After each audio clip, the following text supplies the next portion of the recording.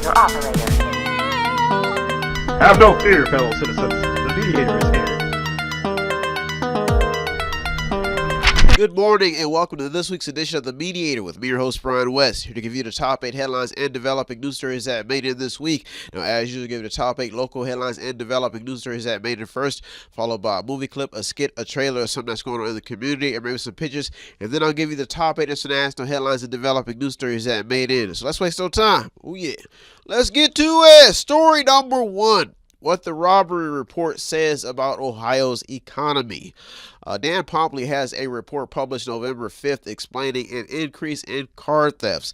Now, according to the report, in 2023, 2 separate outbreaks in Boardman saw nearly 40 vehicles stolen or vandalized. Now, the report goes on to say that the thieves were also active in Youngstown and Austintown.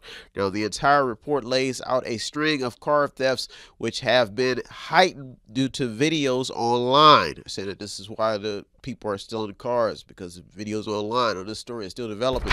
Story number 2. What is going on downtown? 20 Federal is back in the headlines. David Skolnick has an entire piece published November 1st explaining what is taking place at 20 Federal downtown. Now, the entire report explains in detail the best way it can about what is going on downtown and what has caused delays. That's the biggest talking point. Now, what got the story in is the continued morale shift that city officials are hoping will swing back. They can swing the pendulum back in a hopeful business growth direction, meaning getting businesses proud and happy and making money. Folks, this story is still developing. Story number 3. What did local voters decide on? Sebring says yes to their police levy and no to parks. Bernie Moreno is in and Sherrod Brown is out. Michael Ruley and Dave Joyce get new terms in Congress. Canfield says no to school levy for the 3rd time. And the majority of Ohio says yes to the Trump and J.D. Vance ticket, meaning that Trump is now the president, largely because majority of Ohioans voted for him. That's why story number 3 made it this week. And the other states too. Big hit. Story number 4. $500,000 to downsize. $500,000 from the state has been allocated to help take down 30 structures in Mahoning County. Now, a total of $33.2 million was awarded Monday by the state under the Ohio Demolition and Site Revitalization Program for work in 65 counties. Now, Lake Milton, Struthers, Lowellville, and Youngstown were all mentioned in the report, and the number of downsizings that will take place. That's why story number 4 made it this week. Story number 5. YSU gets another donation after the Zolden family provided a boost. Now a former teacher has gifted $2.3 million to fund scholarships. Bessie Vec, who passed on, decided to gift $2.3 million to establish a scholarship in her memory to support the students of YSU, and I'm sure they will appreciate it. The scholarship will provide more than $80,000 annually and support numerous students. Folks, donors have kept YSU in top headlines. Story number 6. Locals showed up to vote. So what now? Yes, WKBN shows 312,958 people showed up to vote in the 4-county area. Mahoning County had the most with 112,000, so that's 68% turnout. Trumbull County had 95,000 voters turn out, so that's 69% of their population. Mercer County had the best turnout with 77%, and Columbiana County at 70%. Folks, this means that locals were in the voting mood for yet another presidential election, proving that the majority of local Americans exercise their right to vote. Story number 7 and the top 2. 2 local headlines and developing news stories that made this week. Folks, if you want to check out the show, if you don't get up this early, you get up and you just got to turn back to sleep, Brian, it's not that important. Well, you can check out the show online on our website. We upload it to our web page on Mondays. So if you our YouTube web page. So if you can't get up this early, you just don't want to turn on the TV, you don't want to change the channel, you want to go do a new school, then you can go to the website. Story number 7. Over 50% of Austintown says no to police levy. A $2.5 million levy to support the Austintown Police Department. What got the story in is the fact that last year a $3 million continuous levy raised $2 million, but the fire levy succeeded by a vote of 56% to 44%. Now, one report out of the Mediator explains how increasing costs has pushed the police department beyond its budget, which is now $1 million into the red. So they've got to figure out what to do. They're shuffling. That's why the story made to the top 2 this week, folks. The department is now talking cuts. Story number 8 and the top local headline and developing news story that made it this week, folks. I finally got to meet some of Boardman's, well, one of Boardman's other officials besides Tom Costello, who has been probably who has served the city for a long time. I got to meet the fire lieutenant, and he came in to do an inspection, and I always enjoy, I'm kind of got a sense of humor, so he comes in the next time on the fire inspection, and I'd put all these industrial extension cords on the ceilings, and oh man, you should have seen his face because when he came in the first time, I had extension cords, but he said, you're gonna have to upgrade. And so I said, I'm gonna try something here.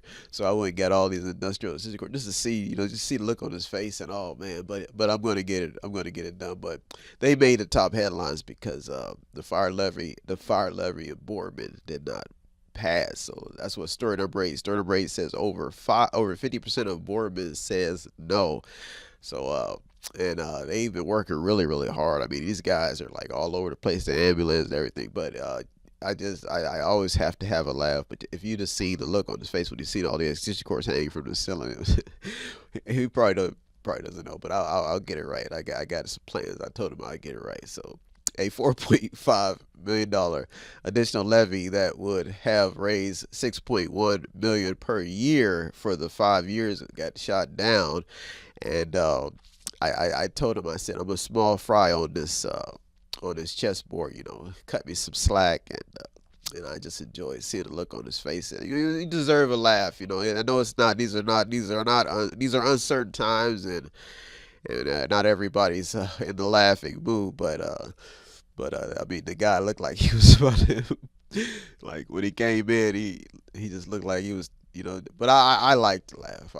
I've been down and out plenty of times. I'm sure they'll get over it, folks. This is according to a report by Amanda Davis, which talks about the $4.5 million additional levy getting shot down. It was in the Vindicator report published November 6th, if you want to check it out. Now, the fire chief, Mark Pitzer, is just like every American right now at the moment. He's trying to figure out how he's going to do more with less. So he's not alone. Some of these guys, they start panicking when they lose a lot of money, but a lot of us have had to deal with less. I've had to do it, and I'm just, like I said, I'm just a grain of salt. Now, if the levy would have passed, Boardman would have had 3 ambulances to serve the community, 1 at each of the township's 3 fire stations. Now, the report goes on to explain how the money would have gone to cover staffing, uniforms, equipment, and fuel, and ambulance, and equipment to replace other equipment. So now, but the taxpayer fatigue is what caused this levy to go down, thus making this a top story. Boardman has a population, if you did not know, of about 40,000 people who will all be without sufficient coverage after this levy gets shot down, folks. This story is still developing. That's why story number 8 made to the top this week. Well, folks, there are top 8 local headlines and developing news stories that made this week. I'll be right back with the top 8 international headlines and developing news stories. So don't you go anywhere. You're the Mediator. Be Brian West. I'll be right back.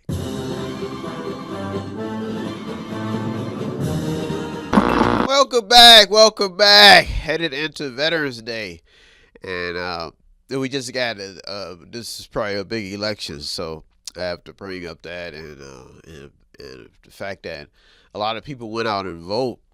And you know what I noticed after I was listening to the radio and I heard a guy, he was talking about, he said, sir, how do we fire people who are doing a good job, especially like no matter what their political affiliation is? And he was saying some of these kids that got voted out of office were actually doing a good job. And you know what it made me think about is the fact that each party can get very convincing, you know, and the voter can often buy in to the hype of who's going to actually save the world or save America. And sometimes we boot people who are actually not doing that bad. And there are things that happen and we're like we live in the digital age. So for some odd reason, the Democrat Party has a way of getting some young, seasoned voters because their parents voted Democrat and they don't understand what actually took place over time. And so the moral of the story is that some people who may have been more up to date with technology and up to date with today's new culture actually lost their job. And because of the people who we voted for. When I went in there, I'm not gonna lie to you, some of these people, what's amazing about voting is you as a voter, you like, I want to meet these people. I want to know them. But you will not know where they're having their speeches at. You will not know where you can meet them at. And they're closed off, some of these people. You know, you don't have their cell phone numbers. The only thing you may hear about them, on an interview on the radio, interview on TV. But a lot of voters really just don't know who these people are, but we vote for them, and we could be doing ourselves a disservice.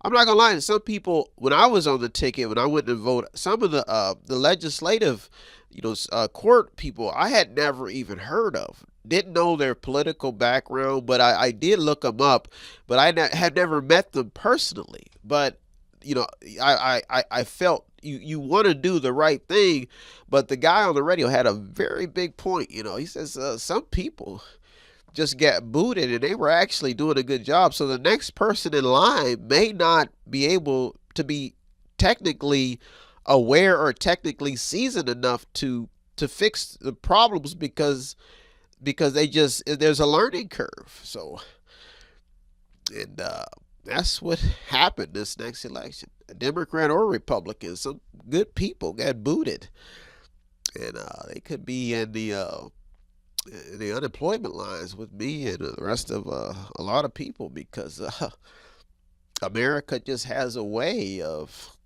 being persuaded. Be persuaded. Be persuaded that you can vote the way you want to vote. Be persuaded that you can kick some good people off the job. And on top of that, feel good because the candidate you voted for just made you feel good because you felt like you were doing the right thing, but you could have made it worse. Be persuaded. Let's waste no time, folks. Be persuaded. No matter what we do, we're going to be headed in the right direction. Let's get to it. Story number 1, speaking of the right direction and being persuaded. The porn business is proving that sex sells, and we're all guilty, folks, all of us. This report has each report this week. I'm going to highlight what Trump can do to make the country back on at least stable out now. USA Today has a report proving that we all are still horny, and this is sexually explicit, I want to warn you, eager to have sex because the porn business, folks, is booming, and it has been for a long time, and there is money and serious money in circulation. In 2023, the adult entertainment market was valued at more than $172 billion, with its growth expected to reach close to $250 billion by 2030. Now, this story just adds to another market for Trump to tap into, filled with Stormy Daniels deals and plenty of horny Americans willing and ready to go back to work in the porn business, folks. That's why story number 1 made it. Story number 2, be persuaded. An Iranian woman snapped. What happened to her next? Trump will also inherit. This is all of the stuff he will inherit and stuff from his past administration. He will inherit the American Freedom Card. America Freedom Card. Now, this is after an Iranian woman was detained for stripping off her clothes in an apparent protest over strict Islamic dress codes. Now, every American woman will be keeping an eye on this story because women, once again, are in top headlines screaming for a place in this cruel, cruel world ruled by majority males. So women are just trying to.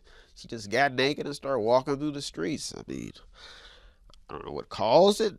Maybe there's some chip in circulation. Somebody sent the signal to her brain. The woman just got naked and just started walking through the streets. In Iran, where all the women are dressed in black. Most of them covered up, folks. I'm assuming girls really do just want to have fun.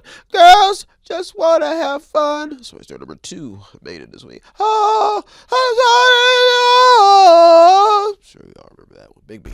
Story number 3. Vasectomies, abortion, and whose bloodline will rule if we give them a chance. If we get to hump. Trump also has the reproduction rules in his favor. On his last run, he took a very hard stance on abortion.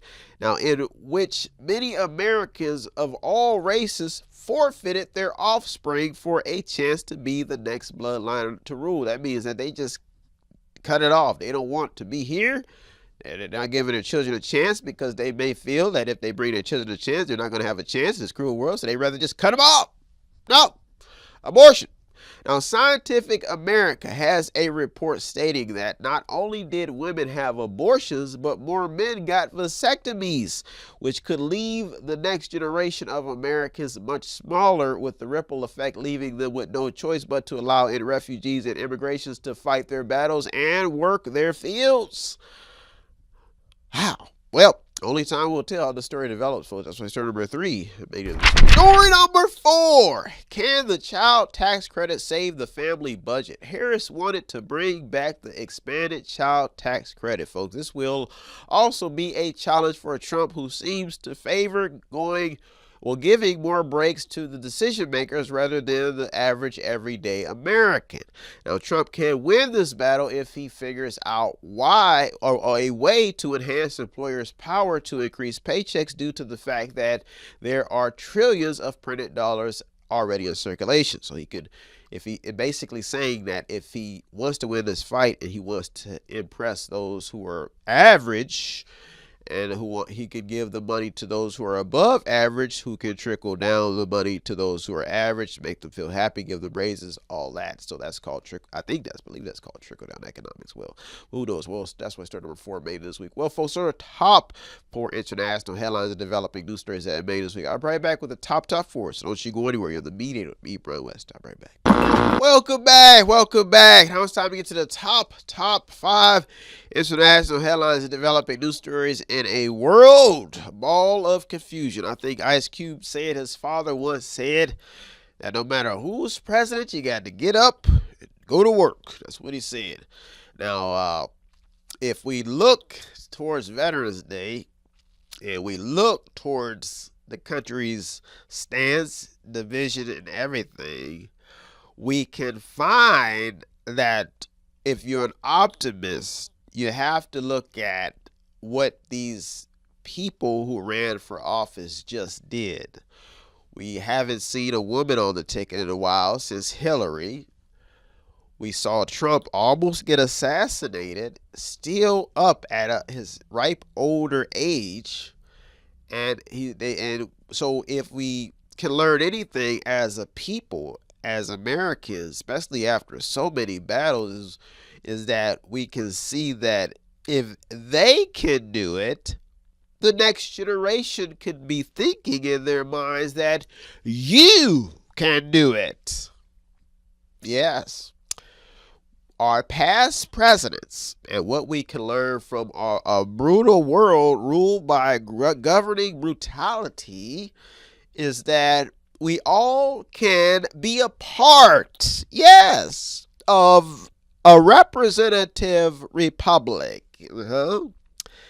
And that's what we can learn. We can cheer for our candidates. We can feel loved by our candidates. And we as a people can vote for our candidates. I know politics is brutal. And I know it can cause arguments and religious discussions about what's right and what's wrong. And I know the Savior himself said, give to Caesar what is Caesar's. Yes. But as Americans, we are witnessing a part of history. And we are a part of that history.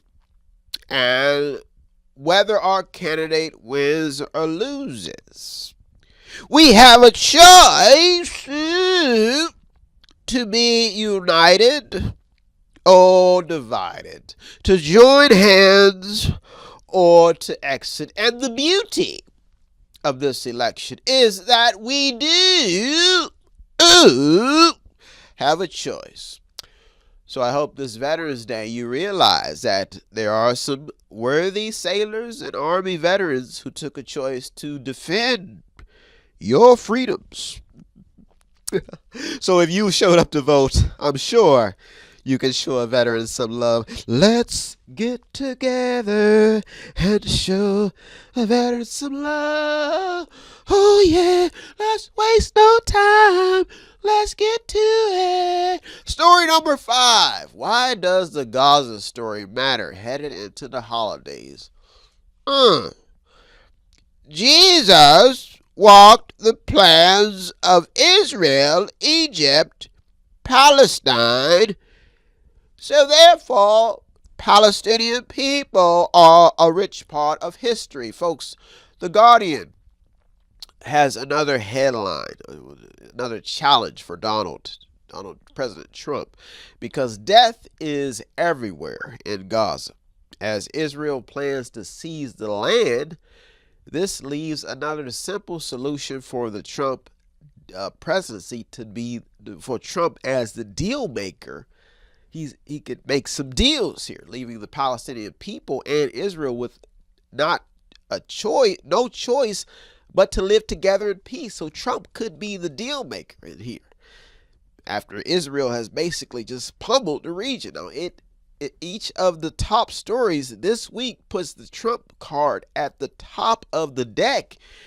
And who else to impact the devil's world than a deal maker in need of God's help, especially around the holidays?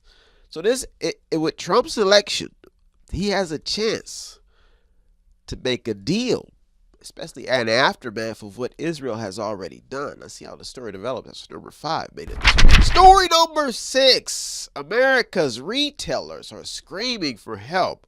Trump will have a hard road ahead when it comes to pleasing retail stores, folks. That's a big fact.